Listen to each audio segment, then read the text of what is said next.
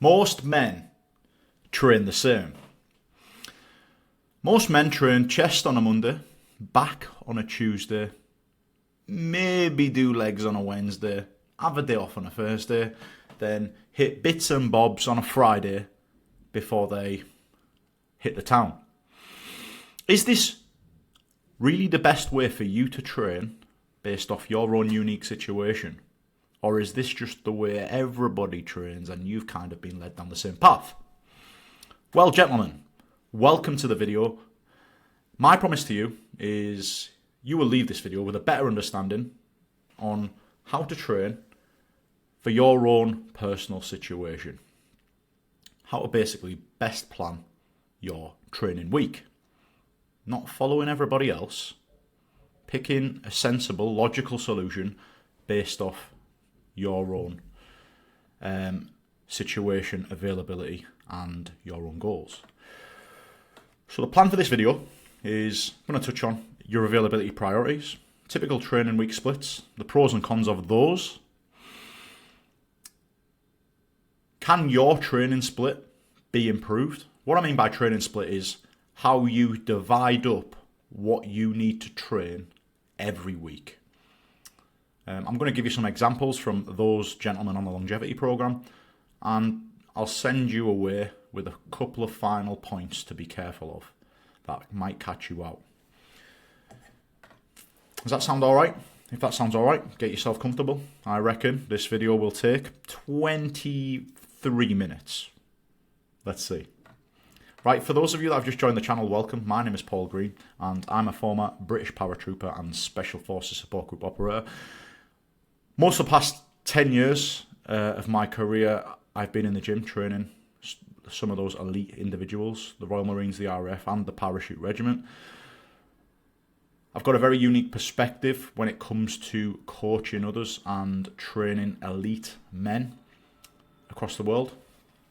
But now, that is a time that's behind me, and those experiences mould who I am today as a coach. And now I am fully online, and my online coaching service is called the Longevity Program, where I work mainly with men over the age of 40. And to be honest, a lot of people that come to me have issues with their body, and they want them issues resolved so then they can continue doing extremely cool things well into their later years. For example, martial artists, free runners, skydivers, rock climbers, mountain bikers come to me with issues with their bodies because they want to improve the longevity in which they can continue to do these amazing things in their lives. I'm more than happy to support this, and the longevity program is a physical solution to potential mental health problem. If that's interesting to you and you do fancy a little bit of that, then jump on the links on my channel somewhere and we can look to get you on the program if there is space. But today we are going to talk about stoppage. Right.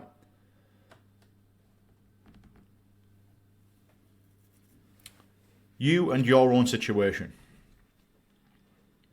How often per week can you train on average? Now, some weeks you'll be able to train 5 times a week, but other times you'll be able to train once or twice. On average, how often are you actually available to go in the gym and forget about everything else and put some serious work in? What are your priority areas? Is it lower body? Have you got lower body issues? Or is it upper body? Have you got upper body issues? Prioritize the areas in which you have issues. And then you've got to think about recovery as well. And this could link in with age. The older you get, the slower the recovery rates are, or the more advanced of a lifter you are, the better your recovery will be when you are putting some serious demands on your body in the gym. So these molded together shape your own personal situation. With that in mind, you training the same way as somebody that has a completely different situation to you may be a little bit silly. Wouldn't you agree? The typical chest on a Monday, back on a Tuesday, probably have a day off because you don't want to train legs. By training that way, if you miss a session that week, you do not get stronger or you do not get any muscle gains in that area that week, and then it's very easy to miss it the next week and the next week and the next week, and then you find that you've never trained legs in 6 months because of this weird little cycle. It may not be the best thing for you. So we have the typical training splits, and you may fall into one of these categories. It'd be interesting if you don't. If you don't, leave a comment. Let me know which training split you are currently running, how often you're training, and what you train. So you've got the full body split, and that is just where you train a little bit of your full body every time you're in the gym. You've got upper and lower body splits. So you'll go into the gym one day, you'll do upper body, and then you'll go into the gym the other day and you'll do lower body. You've got push, pull, legs. Push, we work our chest muscles and shoulders. Pull, we work our back muscles and the other side of our shoulders, and then we've got legs get their own day. And that is a 3-day split. And then we've got 4, 5, 6 days, and this is where there's a little bit of freedom and flexibility to your training. These are all very different, but most men are doing this. And as you get a bit more confident in the gym and you're starting to try new things, you may start to bundle a couple of extra shoulder exercises. So this is like the natural progression, and it's kind of counterintuitive. So when I started in the gym 15 years ago, I was doing this because I had more time available to me. And then as I started to learn more about the gym and, getting better quality exercises into my sessions, I then went this way. And now I'm here, and I absolutely love the upper body and lower body split. But we'll talk more about that in a bit when I get onto some examples. So they're the splits. Usually, men fit into this one. Right, so a bit of a text-heavy slide here. But I'm going to talk about the full body split and the pros. Very beginner friendly. You're going into the gym and you're hitting 1 or 2 exercises per main muscle group. 1 second. Let me just get rid of this little weird thing that you can't even see. Each muscle can be trained. One of the main benefits of this is each muscle can be trained multiple times per week. And it's absolutely awesome when your availability is low. So for people that are ridiculously busy and they're literally working in the corporate world, high up positions, massively busy in the office, and they only have 2 sessions that they can allocate to themselves per week because they're working 14, 16-hour days, full body sessions, absolutely, twice a week, would be absolutely awesome for these individuals. Another pro of it is advanced lifters can utilize these to maintain where they currently are, because they can go into the gym, touch on everything, hit it with high intensity, and they're not going to lose any strength. They're probably not going to gain any strength, advanced lifters doing full body sessions, but they're not going to lose anything. And this is really awesome in the sports world when people are really well into the depths of a season, whether that be whatever season that might be. It could be mountain biking, it could be team sports. Full body splits will work for them during season. But then we'll go on to the cons. Can be time consuming. It's a general approach, and the famous saying, jack of all trades, master of none, links to that. And it often lacks volume for real size and strength gains. Does that make sense? So, great for maintenance, great for beginner lifters, great for well into a season, but other than that, lacks a little bit of specificity and a real targeted approach to your training, which you may have specific goals. If you have specific goals and you are training with a general approach, may not be ideal. So we'll go on to the next one now. So we've got the upper body, lower body split. I want you to kind of figure out which one I prefer. So we've got the upper body, lower body split, beginner and intermediate friendly. You hit half of your body each session. Go in, just have to worry about upper body. Next time you're in the gym, lower body. You can train it multiple times a week, depending on your availability. Based off my experience, most people are in the gym 3 times a week, 4 times a week. So if you're doing upper body, lower body, you can either train upper body twice per week, or you can train lower body twice per week. It's effective, like the last one, like the full body split, when availability is on the lower side. And one of the other good things about this is advanced lifters can actually still make progress with an upper body, lower body split. The main downside to upper body, lower body split is the sessions can be really time consuming, because you've got a lot of, basically it's not as general as an approach as full body. So you're starting to give each muscle a little bit more attention, obviously resulting in a more time consuming session. And the really small muscles in the body do get neglected. Like, make no mistake. You're in the gym doing all the needle mover exercises, and then you're out the gym. It's very rare that you've got time to focus on forearms and, tiny muscles that, it's all the really good big muscle group exercises. So that's one of the downsides to upper body, lower body split. And then the next one is your 4, 5, and 6 day. Most people do this.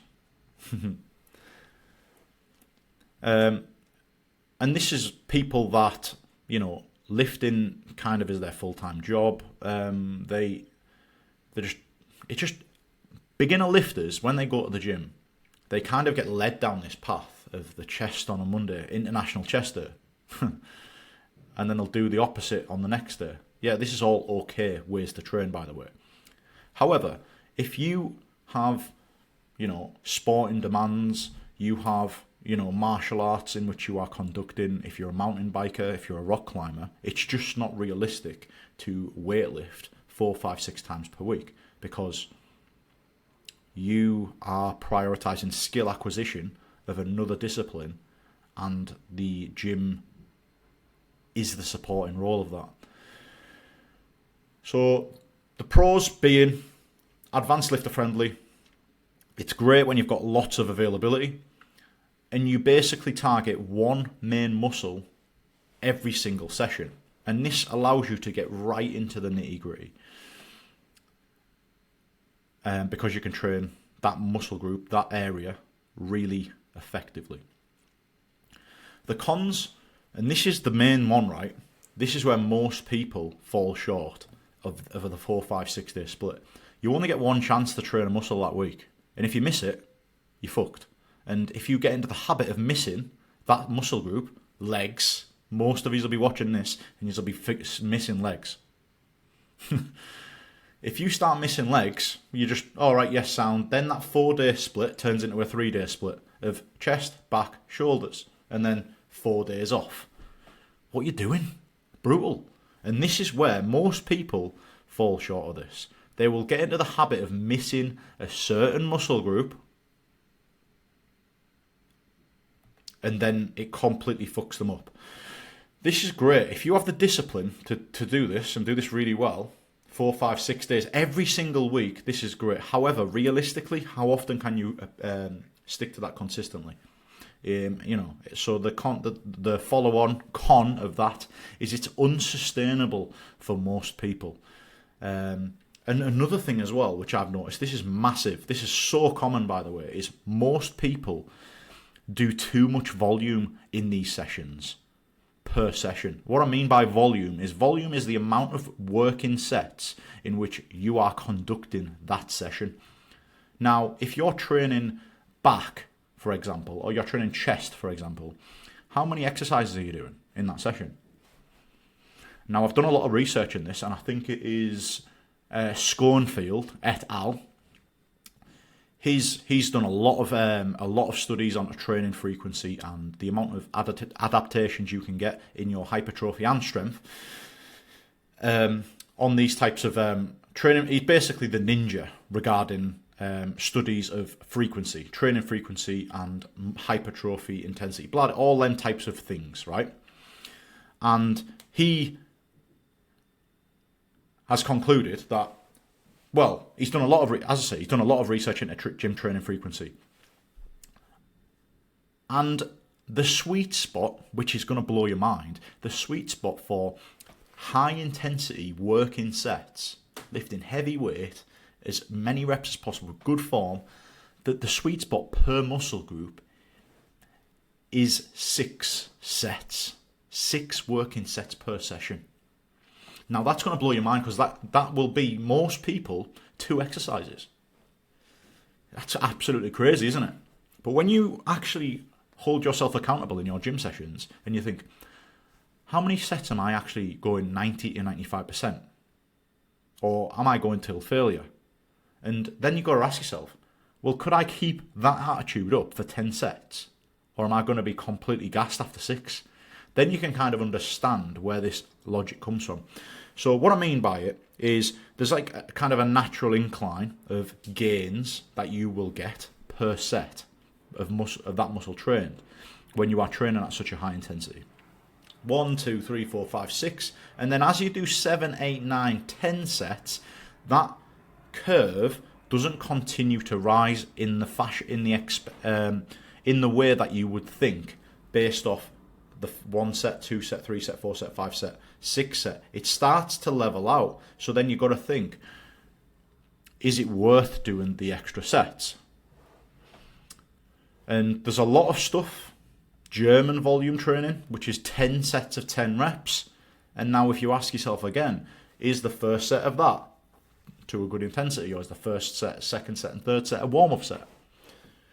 So is every set that you're doing in the gym driving muscular, like serious muscular stress to get, the adaptations that you want in your strength, the strength of your joints, strength of your muscles? So a lot of time with a 4 or 5 day split, too much volume, wasted volume, junk mileage, I call it, junk training, junk sets. They're not doing anything. They're just wasting your time.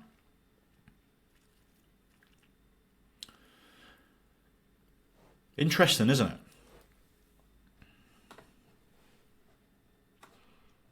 So we bring it back to you, bring it back to your situation.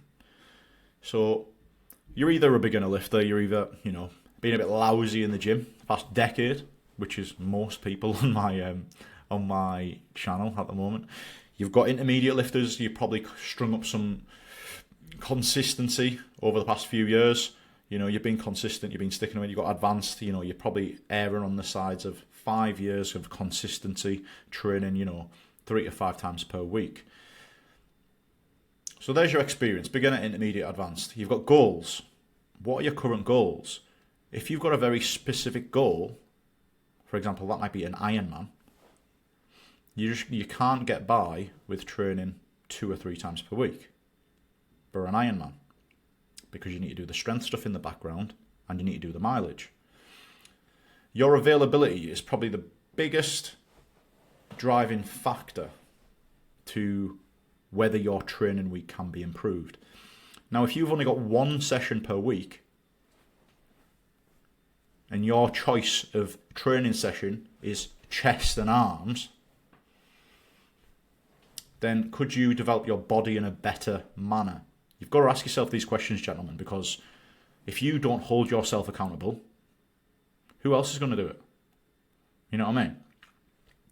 So your priorities links into goals, obviously.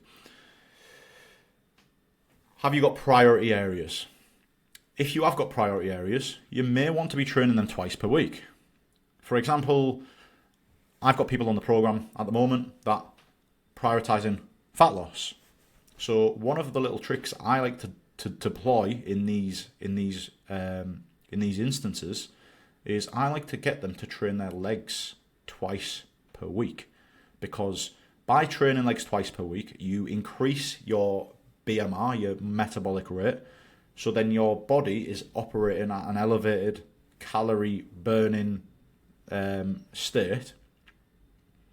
And by training legs twice per week, bigger muscles, we just push that to the next level. Does that make sense? And priority areas also are areas in which are injured as well. The doctors will say rest. Physios will say do these exercises with a resistance band every day. And I say if you are injured, you should be training more than if you were not injured in the gym. Because these priorities have now turned into frigging very, very strict priorities. And that's my philosophy, and that's what I bring into the longevity program. Any injury, I'm working with lunatics. The longevity program is serving men that are mental, doing extreme sports regularly, and I am supporting them with a one-to-one coaching service. So when injuries are inevitable, when you were working with men that are, doing these things, but when injuries do happen, you best believe that my advice to them is, right, okay, stop doing rock climbing for 4 to 6 weeks. You are now going to do 4 to 6 sessions a week in the gym. And they're like, friggin' hell, yeah, but I want to do rock climbing, I'm like, mate, tennis elbow, golfer's elbow is not going to go away unless we absolutely get crazy strong in the gym and start getting rid of pain, improving the joint strength of the elbow, and then improving the joint resilience. If you are injured, you should be in the gym more than if you weren't injured. If you're not injured, by all means, be a man, be a friggin' crazy lunatic and go and do all these adventurous sports. Does that make sense? I hope that resonates with you, gentlemen. So we go to the examples, right? If you're available 1 day per week, this is going to be my advice, right? If you're available 1 day a week, full body session is the go-to, should be the go-to. And if you've got any comebacks at me, mention it in the comments and I will laugh. If you tell me that you should train your triceps, if you're only available once per week, then I will absolutely laugh straight at you. Come on. Full body, just tick off a little bit of everything. Happy days. Because sometimes it's not about looking good. Sometimes it's just about having strong joints. If you're 60-year-old and you genuinely can only go to the gym once per week, that's absolutely fine. Make sure it's a full body session.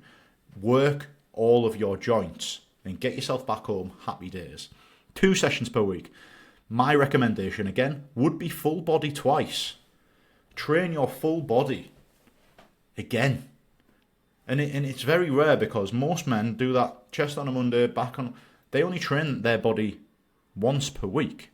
So you've got an advantage.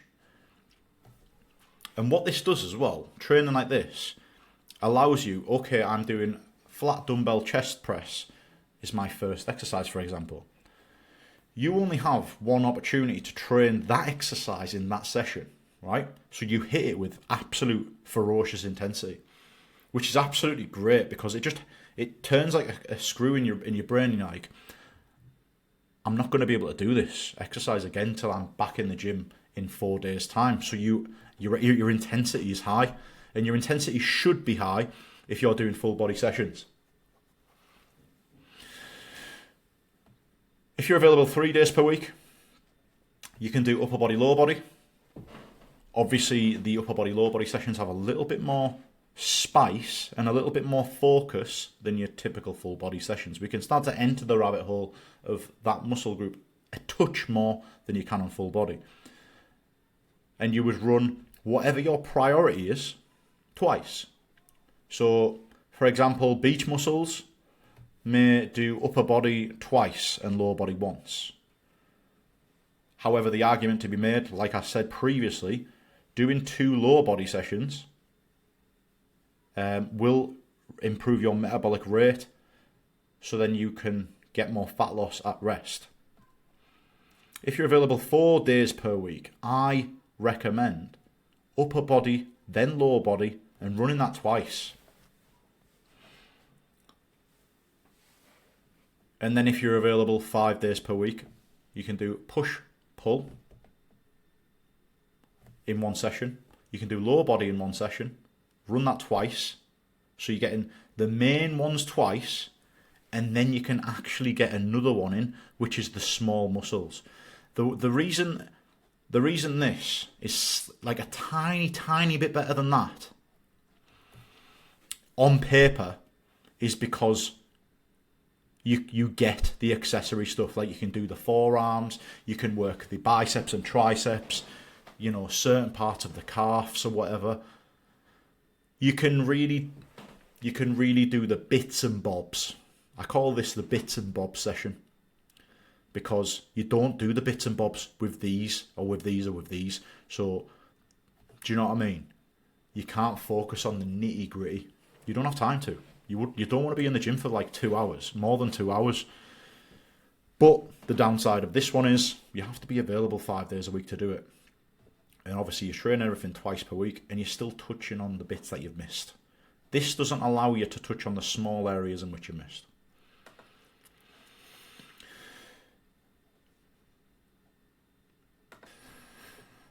Right, men.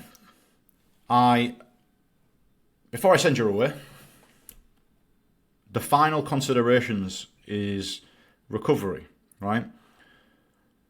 Recovery links to your training experience, what you've done that day, sleep, your nutrition and stuff like that.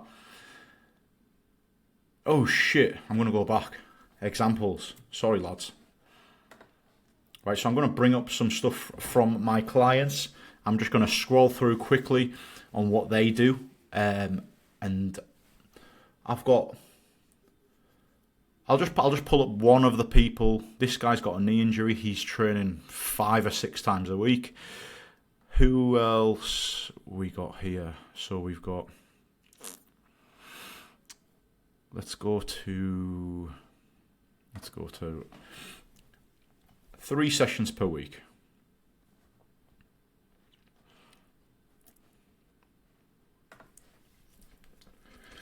And I'll just scroll down. So this guy needs, his priority is his shoulder. He's got a warped shoulder. He really wants to get some strength in his shoulder. So the upper body was the priority.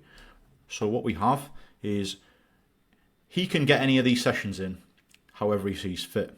But I will mention the consideration with that. So this is his session, right? And I'll just scroll down. Big meaty upper body session, like 10 exercises. 2 sets, high intensity every exercise. Lower body's a short one, but it's still a needle mover. Every exercise is an absolute beast of an exercise. And then we've got upper body 2, which is different exercises, different angles, working the joints at different angles, getting different stimulus, different types of stress through them joints. Right, there's an example. Cool, just to make sure I've give you an example. But now that example will bring this to life. That guy that I've just showed you there, right? He's off his head.